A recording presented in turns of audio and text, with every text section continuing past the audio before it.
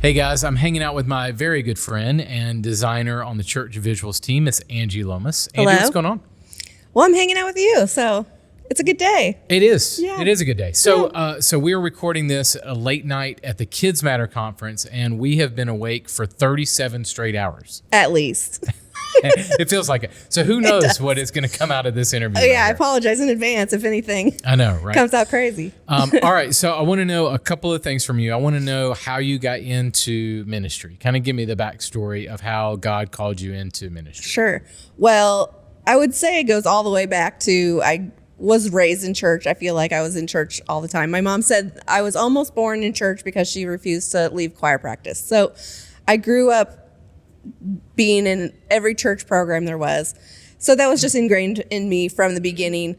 And then I had a love for art. And so when I went to college, I knew I wanted to be a graphic designer. And so went to college for graphic design and got involved in a church when I was in college with their student ministry. And so I actually did some internships as a student ministry intern and then went on staff with the student ministry for a couple of years. So I was able to kind of merge those two worlds of my love for ministry and my love for graphics. And then a job opportunity came along to do just that in communications in a church. So I did that for about 13 years. And then I came and now I get to work with you. So was that your only ministry Yes. job before Church Visuals? Yes. So what was it like in a church, week in, week out, doing graphic design? It was exciting, but at the same time, I was the only designer, and so we had a communications. How big was the church? The church was probably 2,500.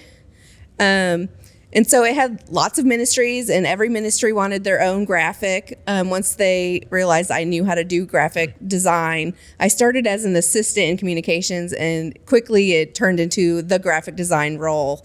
Everyone wanted their own logo and their own slide and their own T-shirt, and so it was exciting because everything was different every day, but at the same time, it was kind of exhausting, and it started burning me out and wearing me out, and that was the part of ministry that I didn't like, is that I loved this and I knew that God had given me that passion.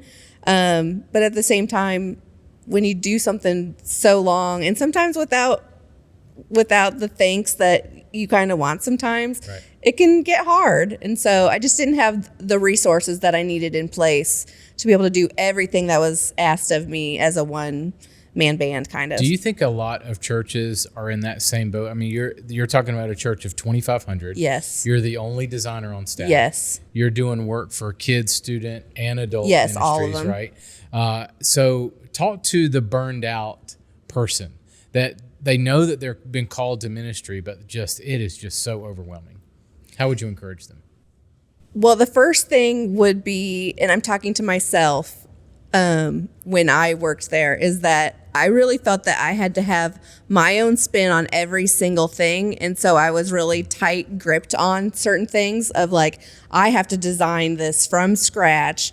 When in hindsight, I think that if I would have started with, a template or something, it would have gotten me down the road with a lot of those projects, and I would have been able to do a lot more projects faster if I would have started with something rather than, in my own opinion, thinking I need to do all of this. So for me, that was a critique of myself of sometimes I need to be a little like more open-handed of it doesn't always have to have your complete stamp right. of design on it. And I would also encourage people to sometimes say no, but also I think now that I work with church visuals, realizing that there's a whole world of like libraries that you can download things. Like if I would have known that, I feel like I could have gone to our children's ministry and say, hey, I know you're having a roller skating night. Like, here's like 5 different graphics that we can download and we can put our own stuff on. Like that would have gotten me so much further down the road. And I kind of wish I would have done that more. Do you feel like that's cheating as a designer? That like, and you kind of mentioned that you struggled with that like, oh, I need to be creating everything from scratch. Yes. But maybe I think that our library of ready-made helps with a person like you were, that's a designer, and gives them a head start, and also helps tremendously with people who have no design skills or are just trying to make it. I'm trying to figure Canva out. Yes. So maybe kind of speak to both of those. Is it cheating for the designer, and then how is it a help to? I think that's something that you have to wrestle with in your heart, because I probably at that time would have said that's kind of just an easy way out. But now, with some perspective and kind of after burnout, realizing like that's the amount of projects I get done is not the most important thing in my life. Like my spiritual life is, if you get so burned out, you don't want to go to church sometimes. You can't even hear from God sometimes because you're just so burned out of like, I'm doing all this stuff for God, but I don't even want to take time to spend time with God. My family is more important. And so, I mean, that might be a little bit more of a spiritual answer to like, you kind of have to wrestle with that yourself. But I think I kind of came to that conclusion of it's not worth being so burned out and being so tired and being so stressed out about this needs to get done or this didn't get done to my level of perfection. Right.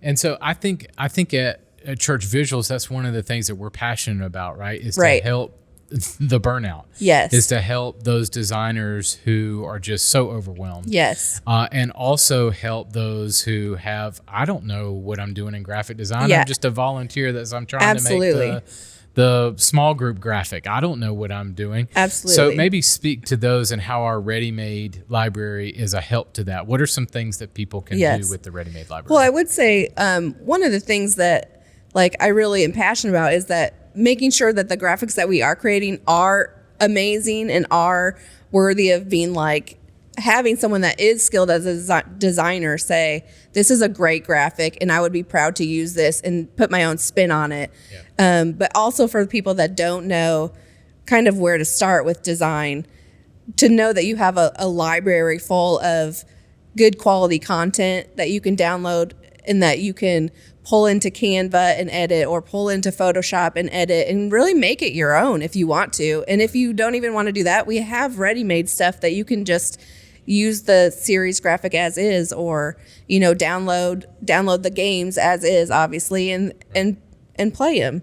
Right. You don't have to have your own spin on everything. Right. Yeah. You can just download it as is. Yes. All right. So let's leave folks with this. Why are you passionate about serving ministry leaders? Yep. Why are you wanting to help them visually communicate the gospel? Yep. And why do your visuals matter? For me, I just really think that people are so visual in the first place. I know I'm a visual learner. I'm attracted to things that look beautiful, that are engaging, and a lot of times the church has a bad rap with that.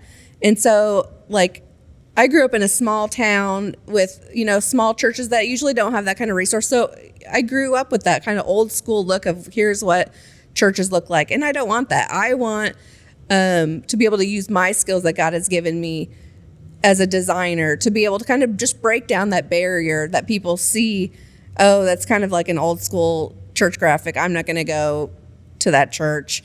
If I can at least break down that barrier so that people will step inside of a church or click on that online message because something about the graphic is appealing or something about that video was appealing, like I've helped them take one more step closer to Jesus. And that's really the end goal. It's not to make everything flashy and look amazing. It's really to help them get one more step closer to meeting Jesus. Right. Exactly. Good. Well, I want to thank you for your work on the Church Visuals team. Your work is impacting thousands of churches. and has done just that. Has helped ministry leaders visually communicate the gospel in their context. And just to your point, that's what it's about, right? It's not about the flash, or it's not about looking great or saving time just for the sake of that. Right. It's about the salvation and spiritual growth that we see and hear about in the lives of folks' community. So thanks so much for being on the team. Appreciate the time. Thanks. This has been a podcast presentation of Church Visuals. Executive produced by Carl Barnhill. Edited by Mario Franco. Title and show graphics by Angie Lomas. For more resources to help you visually communicate the gospel, visit churchvisuals.com.